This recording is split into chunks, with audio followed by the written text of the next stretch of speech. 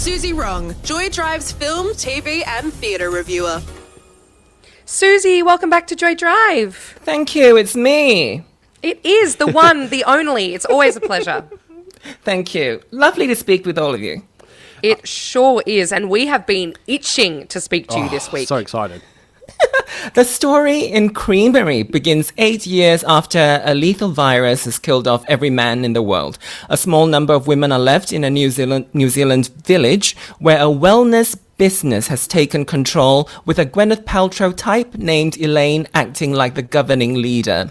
Mysteriously, the wellness organization has in their possession a limited amount of sperm, which it offers sparingly to the population. It is this scarcity that allows Elaine to reign with so much power. The local creamerie, where butter and cheese are churned, is run by Jamie, who is desperate to have a baby. She had lost her husband and their firstborn to the virus 8 years earlier. I'll try to avoid too many spoilers, but one day, an unexpected delivery of human sperm appears at the creamerie and all hell breaks loose. This 6-part series, now streaming on SBS On Demand, is well-crafted and often very funny. Jamie and her 2 best friends are the leads in the production. All 3 are played by Kiwi women of Asian heritage. They, along with the rest of the cast, are wonderfully accomplished, bringing not only a lot of laughs, but also an extraordinary amount of nuance and intelligence to this absurdist science fiction TV show. Written and directed by Roseanne Liang, Creamerie is smart, original, and highly entertaining. I hope all of our listeners would take some time to check it out. And Warren, this probably isn't the queerest of my recommendations, but I so hope you liked it nonetheless. I have got to say, I loved it. So the episodes are only 20 minutes long, and I got so engulfed in it, and it was so...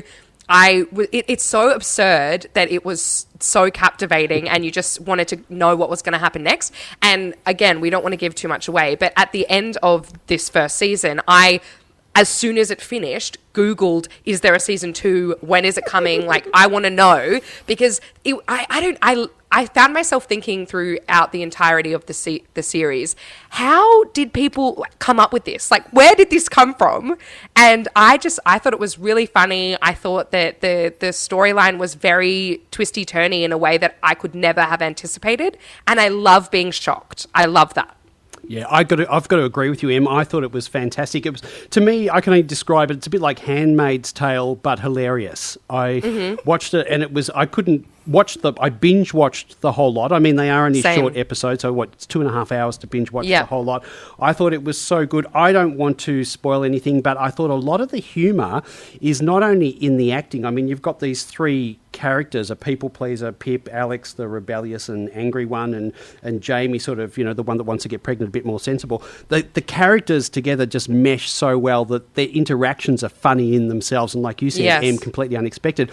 But a lot of the humour too, I'm noticed, is on the signs in the background, and the posters that are on the wall at the what do we call it, the wellness centre. And I loved it. I've got to admit, and I don't want to spoil it, but a menstruation festival was absolutely amazing. I thought it was, and show bags, and I liked the caption. There was one, there's an us in every uterus. Like, whoever thought of it. I mean, I think the 3 girls wrote it, I understand. Or 2 out of 3, I think.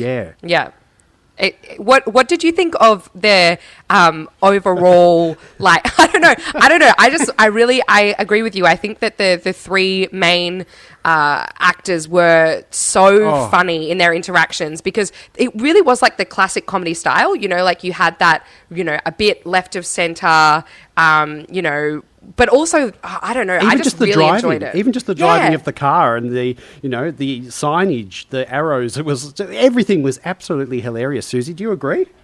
I thought they were really hilarious. I love that they played the laughs as big as they could, but kept it feeling really authentic, even though it was really absurd.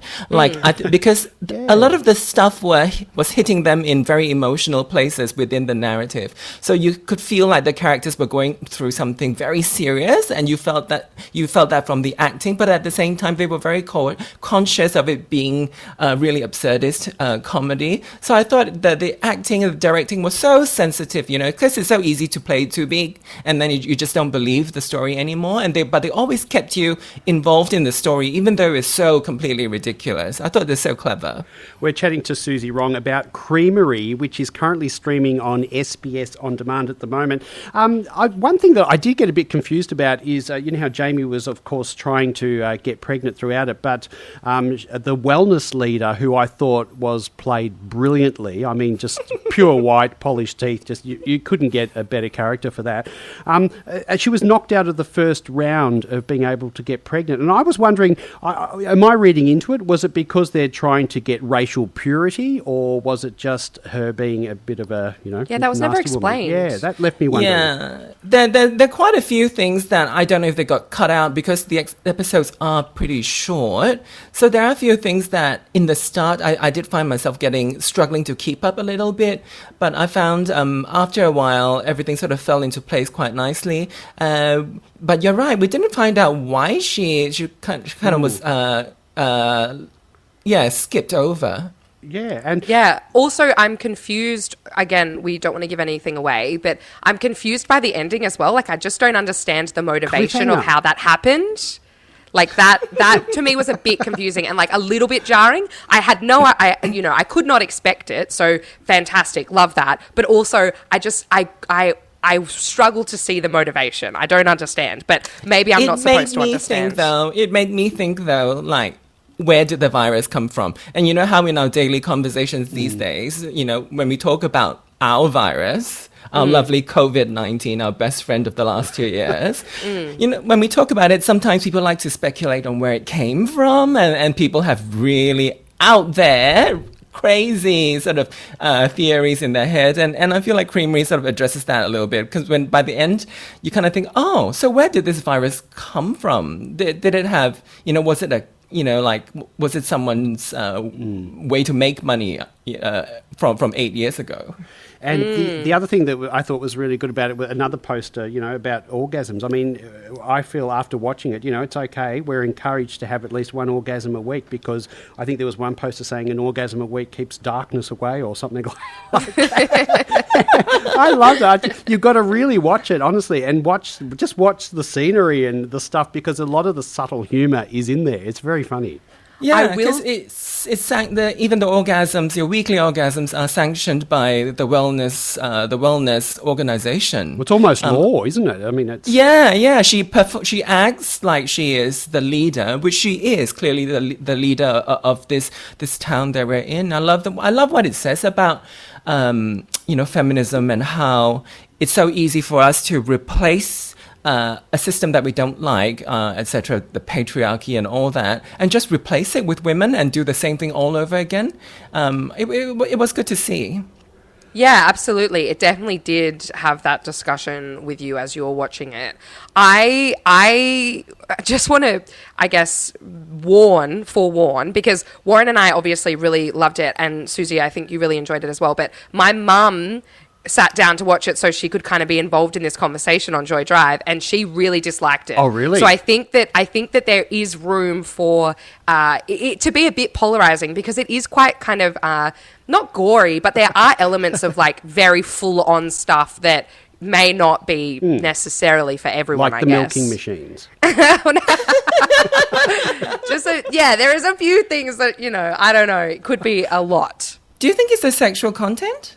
I don't know I really don't know what it was, but yeah, she couldn't sit through more than 2 episodes, but I think it's certainly something that you have to, I guess, not take too seriously in a sense, but also look at the content for almost like the metaphorical stuff sometimes, rather than I think the absurdity does go very far, and yes. I can very easily see how some people just can't buy into it, and that's absolutely okay. But I think fortunately for the three of us, we kind of bought into that sense of humor and that absurd universe that they created, and not ask too many questions and then follow the story. I've got to say, exactly. I haven't had such one of those belly laughs watching something for so long, and it was so well timed and really enjoyable. enjoyed it, Suzy. And I also like the fact that it's having a go at the whole wellness industry in a way, isn't it? And how superficial it is and how fake it is. And, there is, of course, that ulterior motive involved often of just making money and controlling, which is the underlying thing of this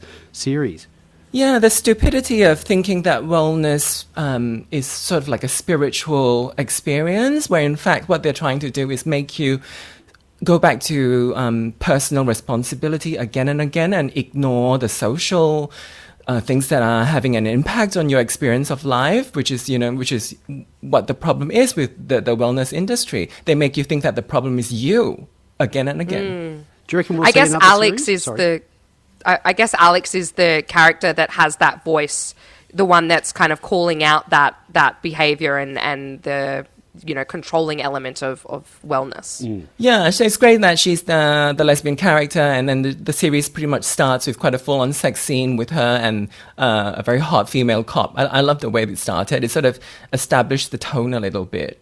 Well, and this is, for those who watch it will know what I mean, it certainly shot one of those bliss things into the back of my head when I was watching it. I was thoroughly Wow, enjoying it. Warren really, really loved it.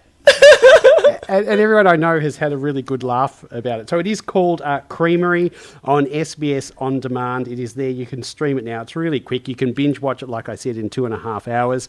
Suzy Wrong, what are we going to be watching for next week? Next week, Under My Skin is an Australian film shot in Los Angeles, now available to stream on Stan. It is a sensitive look at someone commencing gender transition whilst trying to hold on to an intimate relationship.